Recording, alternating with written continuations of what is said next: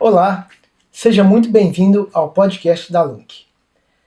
Essa semana a gente vai começar uma minissérie em 5 episódios que a gente vai falar sobre o caos financeiro. Isto é, do caos ao controle. Em 5 episódios nós vamos te ensinar a sair desse caos e controlar as suas finanças. Bem-vindos, eu sou o Sandro. E eu sou a Daniele. E juntos, além de parceiros na vida, somos fundadores da Dalunk, uma empresa criada com um propósito muito claro: ajudar empreendedores e imigrantes a organizarem as suas finanças e os seus negócios e crescerem em consistência, estratégia e liberdade. E nesse primeiro episódio, a gente vai falar sobre algo que é quase invisível, mas que sabota a maioria dos pequenos negócios aqui nos Estados Unidos, né, Sandro? Que é misturar as finanças pessoais com as empresariais. E antes que você diga, mas eu me viro tranquilo, sem nada disso. Você sabe, né, Sandro? Quando a gente começou a nossa caminhada aqui na América, eu lembro que a gente tinha essa mesma mentalidade de sobrevivência. Era como se cada dólar que entrasse fosse uma vitória. Não importava de onde viesse ou para onde ele ia. Exatamente. E isso é muito comum para quem imigra. A gente vem de uma realidade no Brasil onde muitas vezes o empreendedorismo é informal, na verdade? É. Você conhece alguém que nunca misturou o dinheiro do negócio com o dinheiro da casa? Ai, não. Quem nunca? Mas aqui nos Estados Unidos, essa mentalidade ela pode ser fatal para o seu negócio, né? E o pior, a gente nem percebe que isso está acontecendo até ser tarde demais, né? É isso aí. Vamos lembrar, quando a gente pensa em caos financeiro, a gente imagina algo drástico, né? É isso aí, bomba. Dúvidas, falência, nome sujo, mas o verdadeiro caos, ele começa muito antes. Ele começa nas pequenas decisões que a gente faz no dia a dia. Você paga a conta da empresa com o cartão a conta de casa com o cartão da empresa, você pega dinheiro do caixa porque faltou para gasolina, você compra material de trabalho e junto leva o pão e o leite, você usa o dinheiro da empresa para poder mandar dinheiro para um parente no Brasil, né? E o pior, você até tenta anotar, tenta lembrar, mas no final do mês tá tudo misturado. Você não sabe se teve lucro ou prejuízo, se trabalhou de graça, se pode investir ou se precisa de se segurar. E isso não é só um erro técnico, isso afeta a sua saúde mental também, né? Porque você trabalha e sente que não sai do lugar. Sabe o que mais me chama a atenção? A gente atende muitos clientes que trabalham 70, 80 horas por semana. Eles estão exaustos, estressados, mas quando a gente pergunta para ele, quanto você ganhou no mês passado? Eles não têm noção, eles não sabem responder. É verdade. É como andar de olhos vendados, né? Você não sabe onde está indo, você só está indo. Você só está indo, é isso aí. E olha só, que dado mais interessante a gente descobriu. Segundo o SBA, que é o Small Business Administration, 82% dos pequenos negócios aqui nos Estados Unidos, eles quebram por problemas de cash flow, ou seja, problemas de fluxo de caixa. Mas tem um detalhe, não é só aqui nos Estados Unidos não, em qualquer lugar do mundo. Isso acontece, isso é uma regra. Exatamente. E quando você não separa as suas finanças, você está multiplicando esse risco por 10, né? Porque você não consegue identificar onde está o problema, se ele é no negócio ou se ele é na vida pessoal. A gente vê isso muito com alguns dos nossos clientes. Eles chegam falando, meu negócio não está dando certo.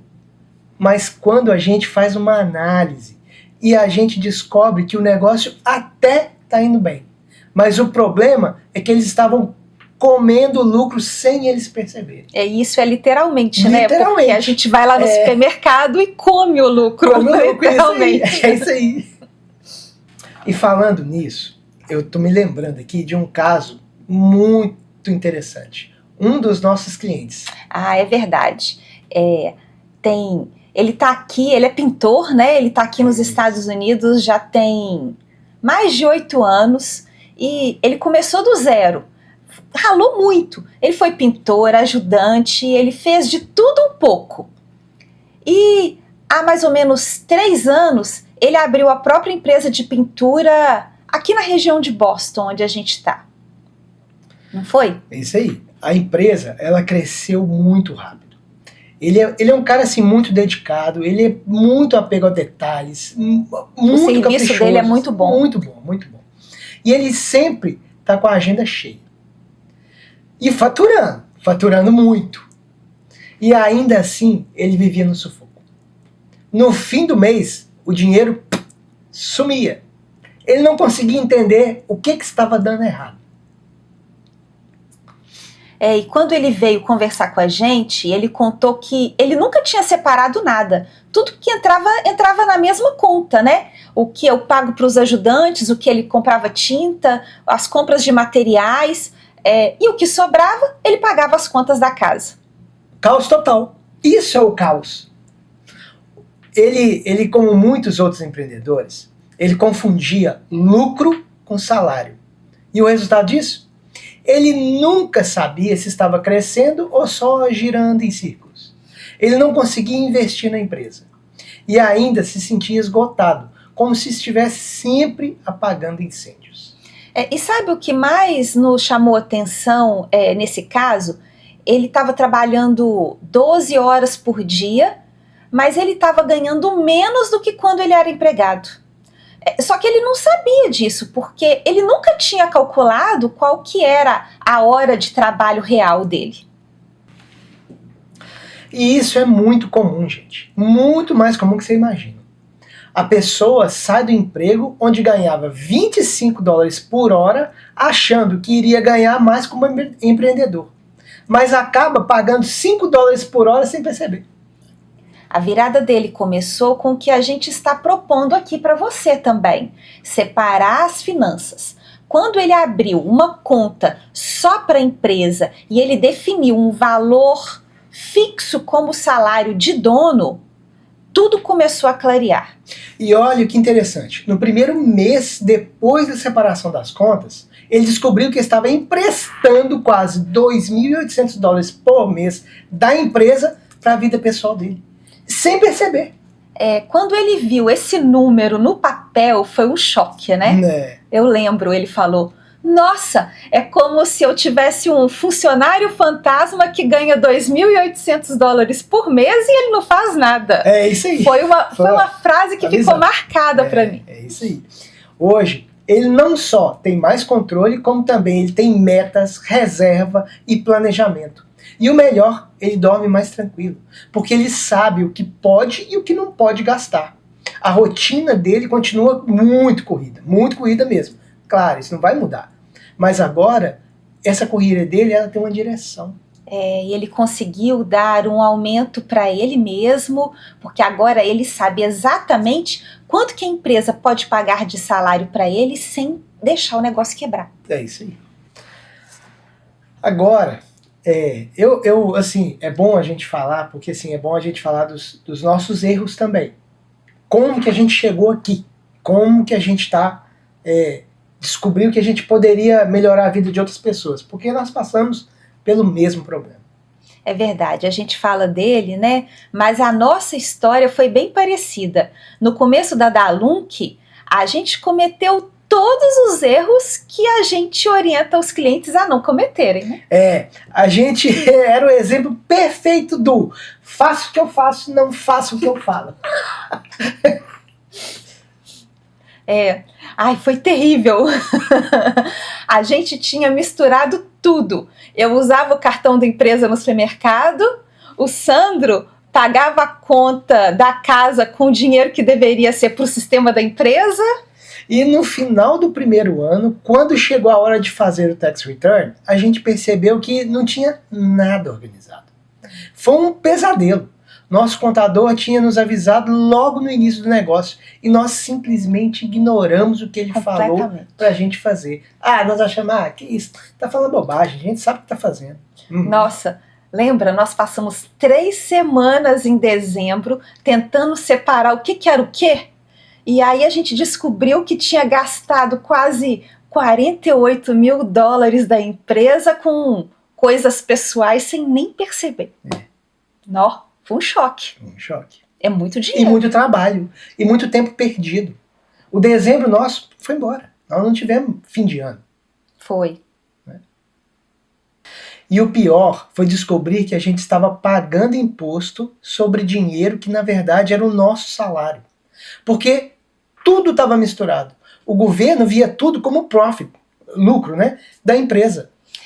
Foi aí que a gente entendeu, né, que separar não é só organização, é também uma estratégia fiscal, porque quando você não separa, você paga mais imposto do que deveria, porque o imposto pessoal, ele é muito mais caro do que o imposto do business.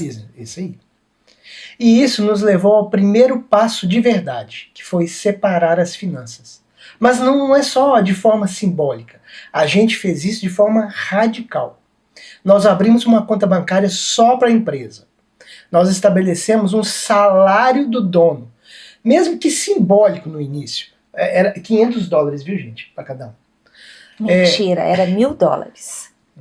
Tá bom, $1.000. Nós criamos uma regra. Nada do pessoal entra na conta da empresa e vice-versa. E o mais importante, nós passamos a respeitar esse sistema. Constância, prestar atenção. Decidiu fazer? Vamos fazer. É verdade. Essa separação, ela nos obrigou a pensar como empresários e não como sobreviventes aqui, né? A gente começou a entender quanto o negócio realmente gerava, o que a gente podia, o que podia ser melhorado, o que era custo real e o que era bagunça emocional, né? Confusão nossa. Bom, e antes de partir para a ação, nós vamos falar sobre os sinais de alerta. Como você sabe se está no caos financeiro? Primeiro sinal, você evita olhar para os seus extratos bancários. Se você tem medo de abrir o app do banco, é porque algo não está certo. Nossa, isso está me lembrando lá no Brasil. Poxa, eu ganhava muito bem, mas tinha períodos em que eu não queria realmente abrir o app do banco, porque eu sabia que eu não ia gostar do que eu ia ver. Tinha alguma coisa errada lá, né? Pois é. Ou então, quando você ia fazer, você fazia a nossa declaração de imposto no Brasil. Tinha ano que chegava no final, eu falava, como é que eu vou mostrar isso aqui pro Sandro fazer o meu imposto? Ai, que vergonha que eu tinha de saber que ganhando tão bem eu me embolava tanto e gastava sem saber onde estava gastando. Eu pensava assim, a conta do telefone, escola do menino, não sei o quê. Aí eu somava tudo e falava, gente, mas para onde foi o resto do dinheiro? E eu não sabia. Literalmente eu não sabia onde o dinheiro tinha ido. É isso aí. Esse é o controle que falta para 82% das pessoas. Você sempre foi muito mais controlado com o dinheiro do que eu, é verdade. Eu aprendi. Eu desenvolvi esse hábito. Por isso que todo mundo pode desenvolver. É um hábito. É um hábito. É isso. E aquele livro, Os Segredos da Mente Milionária, foi um livro que abriu muito a minha mente em relação ao gasto descontrolado de dinheiro. É isso aí. É uma indicação, importante para a gente que tem dificuldade em lidar com o dinheiro, em chegar no final do mês e não saber com que gastou o dinheiro. Saindo do que nós divagamos, né, o segundo sinal é quando você não consegue responder rapidamente quanto dinheiro tem disponível. Se alguém te pergunta assim, se aparecer uma oportunidade de investimento de $30 mil no mês que vem, você tem capital? E você não sabe responder na hora, é um red flag. Ok. Terceiro sinal. Se você se sente culpado quando gasta dinheiro pessoal. Tipo, você vai comprar uma roupa e fica pensando, Será que eu posso? Mesmo sabendo que trabalhou para isso? O quarto sinal é você trabalha muito, mas não vê o dinheiro multiplicar. É aquela sensação de hamster na rodinha, muito movimento e pouco progresso. E o quinto sinal, que é o mais perigoso. Você acha que está tudo sob controle, mas não consegue fazer um planejamento para a próxima semana. Se você se identificou com 2 ou mais desses sinais, não se preocupe. Você não está sozinho. E eu te digo mais, tem solução, né, Sandro? Vem com a gente. Agora é com você. Pega papel e caneta, ou então para um minutinho e me responde de forma bem sincera. Você sabe quanto você ganha de verdade com o seu negócio? Você separa o dinheiro da empresa do seu dinheiro pessoal? Você sabe o valor exato das suas despesas fixas? Quando sobra dinheiro, você reinveste ou você gasta sem perceber? E se hoje o movimento parasse, você saberia por quanto tempo consegue segurar as pontas? E aqui vão mais 3 perguntinhas que podem ser ainda mais reveladoras. Você consegue dizer quanto você pagou para si mesmo nos últimos 3 meses? Se o investidor perguntasse para você hoje qual o seu lucro líquido da empresa, você saberia responder? Você tem orgulho de mostrar sua organização financeira para o seu contador? Se você respondeu não para a maioria dessas perguntas, calma, a gente também já esteve aí. Mas esse é o momento da virada, né, Sandro? Porque reconhecer o caos é a única forma de sair dele, concorda? Sim, é verdade. Então, aqui vai um passo a passo para você aplicar hoje mesmo para sair desse caos financeiro. Vamos começar. O primeiro passo é abrir uma conta bancária exclusiva para o seu negócio. A gente recomenda bancos como Chase, Bank of America, que são bancos mais nacionais, né, federais, que você tem em vários estados, mas você pode utilizar também dos bancos regionais. Muitas vezes eles têm interesse em ajudar pequenos negócios, tem menos burocracia para poder abrir a conta, tem abertura grátis, não tem tarifas de manutenção e tem vários outros benefícios. E em muitos tem até brasileiros que trabalham, que facilitam essa comunicação, né? Isso. O segundo passo é definir um valor fixo, que pode ser mensal ou semanal, como o seu salário de dono. Comece sempre com um valor que você consegue manter, mesmo que ele seja baixo no início, não tem problema. O terceiro passo é parar de usar o cartão da empresa para gastos pessoais. É o principal, eu acho. Por mais tentador que seja, não utilize o cartão da empresa para gastos pessoais. Se você precisar pedir emprestado, faça uma transferência formal e anote, né, como um empréstimo do sócio. O passo 4 é criar 2 grupos de anotações. Um para a empresa e um para o pessoal. Pode ser no celular, pode ser um caderninho, onde você quiser e onde você achar que é melhor. Mas precisa dividir. Esse é um passo muito importante. E o passo 5. A cada semana você vai reservar 30 minutos do seu tempo para revisar todo esse processo que você fez. Esses outros 4 passos anteriores.